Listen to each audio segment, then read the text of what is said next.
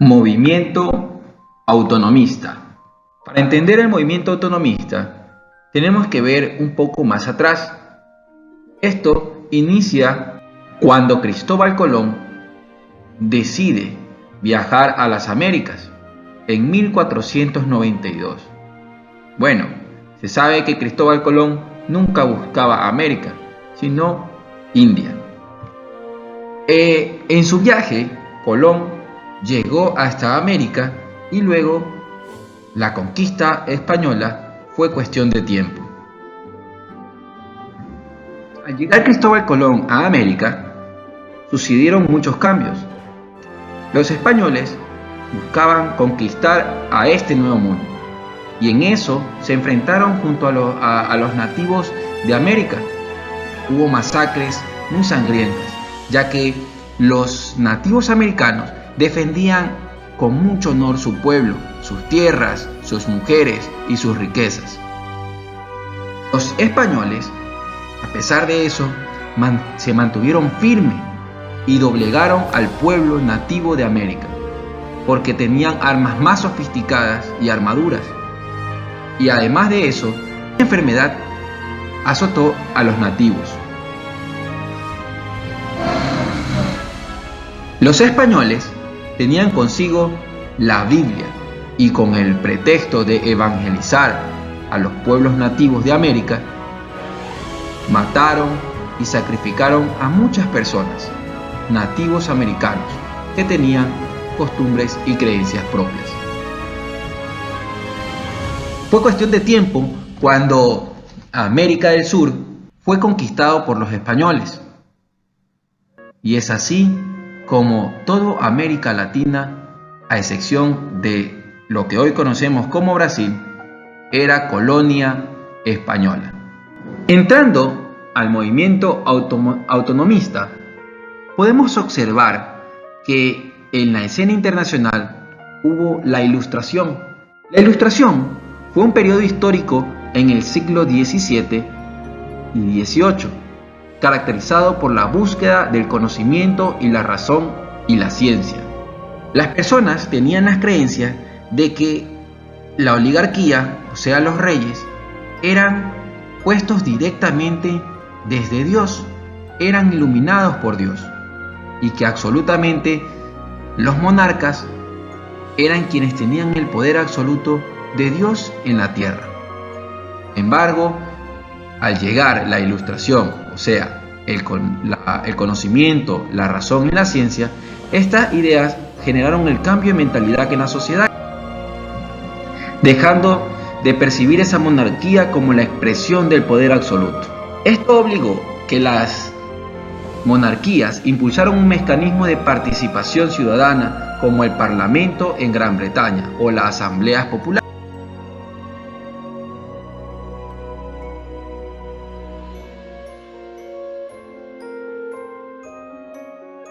Existían colonias en el norte de América que eran conquistadas o eran manejadas por la corona de Inglaterra. Y hubieron 13 colonias que se rebelaron frente a esta colonización.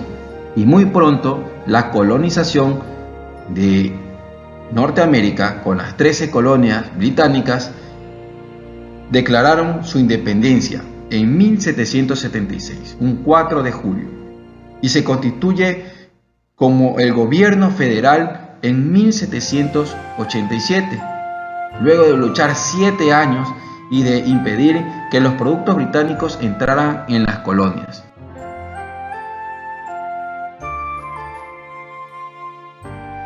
En Europa, dos hechos resultan fundamentales para comprender el siglo XVIII. La revolución industrial que se llevó a cabo en Gran Bretaña, que aplicó un cambio económico y en las relaciones laborales.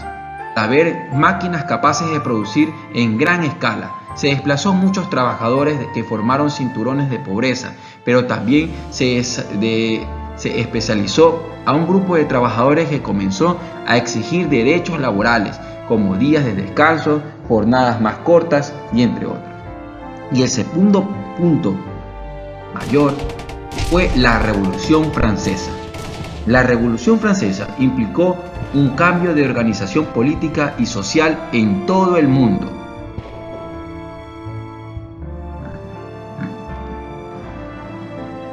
El pueblo de Francia estaba cansado de los abusos y despilfarros de la monarquía. Tomó el poder y decapitó a los reyes. Luego de esto, se formó un Estado moderno, dividido en tres poderes: el ejecutivo, el legislativo y el judicial, y se dejaron los valores fundamentales de las personas: la libertad, la igualdad y la fraternidad. En Haití, en 1804, marca el fin de la colonia española en América, ya que fue en esta fecha cuando Haití proclamó su independencia de España, liberando por Jean-Jacques Dessalines, con el fin de abolir la esclavitud de los afroamericanos y quitar el poder a los españoles y franceses.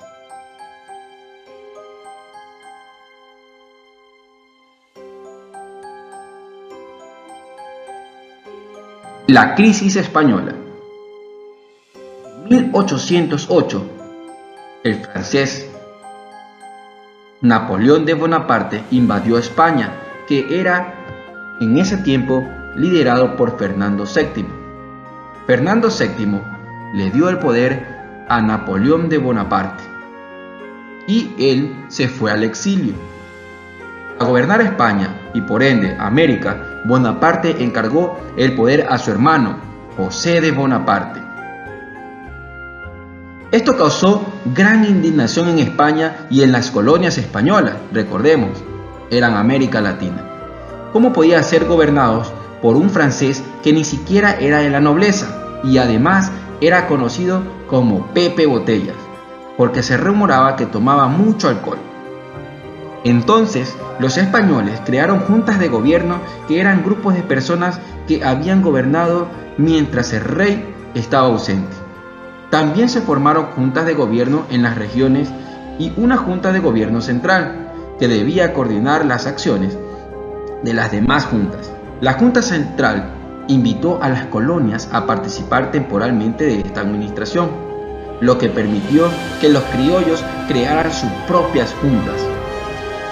Como resultado, estos tuvieron poder político y advirtieron la debilidad de la corona española. A fines del siglo XVIII, en Quito se vivía un clima hostil contra la corona española por parte de indígenas y mestizos que habían promovido varias rebeliones y por los criollos que querían acceder al poder político. Al igual que en otros lugares de América, como Haití, se debatía sobre la necesidad de independencia. Varios factores abonaron el terreno del cambio y entre ellos, unas ideas libertarias del pensamiento de Eugenio Espejo. Sobre igualdad y justicia, las ideas de Eugenio Espejo influían a los intelectuales de Quito del año 1809. Que habían comenzado a formar grupos patriotas.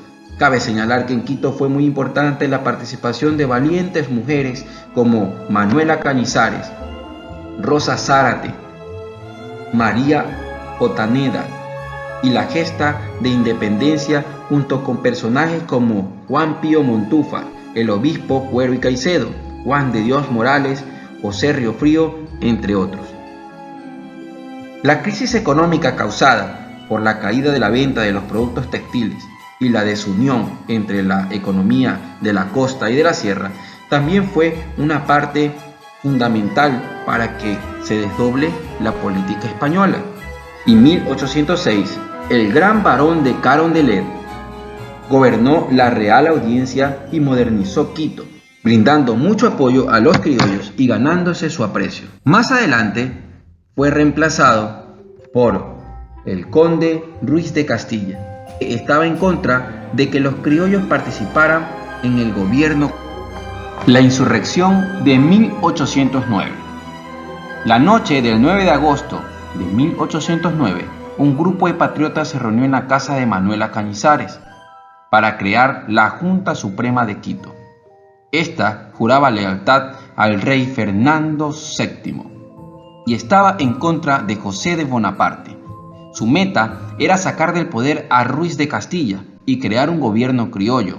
La Junta eligió como presidente a Juan Pío Montúfar, marqués de Selva Alegre. El 10 de agosto de 1809, Antonio Ante comunicó oficialmente al conde Ruiz de Castilla que le cesaba de sus funciones y que era reemplazado por la Junta Suprema. El 16 de agosto, en la Convención de San Agustín, se firmó el Acta de Independencia, para entonces Junta Suprema, para conformar a Juan Pío Montúfar como el presidente, el obispo Cuero Caicedo como vicepresidente, Juan de Dios Morales, Manuel Rodríguez de Queirola y Carlos Larreta como ministro. A este hecho se conoce como el primer grito de independencia. Es preciso reflexionar acerca del papel de los líderes de la Revolución de 1809, que representaban a los sectores de pugna del sistema colonial: criollos latifundistas, mestizos, indígenas, afrodescendientes, criollos ilustrados, militares empobrecidos, mujeres excluidas de la vida política y social, que acompañaban a las tropas como soldaderas o que pensaban en la revolución como ideólogas. Por ejemplo, estaba Rosa Montúfar, Manuela Espejo, Manuela Cañizares, Rosa Zárate, entre otras. Se debe de considerar que el hecho fue un ejemplo de soberanía de los pueblos que lo motivó al proceso de independencia de toda América Latina. Por ejemplo, con la Declaración de Independencia de las Provincias Unidas de Nueva Granada, que es la actual Colombia, en 1810, y la Confederación Americana de Venezuela en 1811. La masacre de los próceres. La Junta Suprema de 1809 fue desarticulada por la corona española de dos maneras. Primero, el virrey envió fuerzas militares desde Lima para cercar Quito y dejarlos desprovistos de alimento. La Junta de Quito no había logrado el respaldo de los movimientos independentistas de Guayaquil y de Cuenca. El 4 de diciembre de 1809, el conde Ruiz de Castilla mandó a apresar a los independentistas. Al mismo tiempo, las tropas de Lima saquearon Quito. El 2 de agosto de 1810, los próceres de la independencia fueron fusilados. Se desencadenaron batallas en las calles y murieron más de 300 quiteños. Sin embargo, el germen libertario había germinado y ya no sabía posible dar marcha atrás. El proceso de independencia en el continente era un hecho.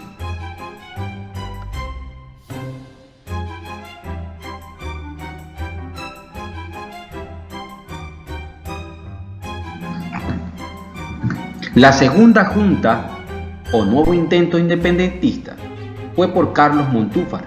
Lideró un nuevo movimiento independentista que esta vez tenía el respaldo de ciudades como Otavalo e Ibarra, pero no lograba unir a ciudades fuertes como Popayán, Cuenca y Guayaquil. Aún así, el pueblo se unió en contra del conde Ruiz de Castilla y casi lo linchó. En 1812, las tropas españolas, que vieron desde Lima que estaba menos armada y eran menos numerosas, y Montúfar fue derrotado. Era imposible luchar contra esto por la independencia desde Quito. Tendrían que esperar que los vientos de cambio vinieran de otro lugar.